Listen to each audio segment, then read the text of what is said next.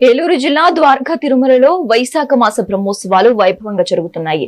శ్రీ వెంకటేశ్వర స్వామి వారి కళ్యాణ ఉత్సవాలు 4వ రోజుకు చేరుకున్నాయి. శ్రీనివాస కళ్యాణ అలంకరణలో స్వామివారి భక్తులకు దర్శనమిచ్చారు.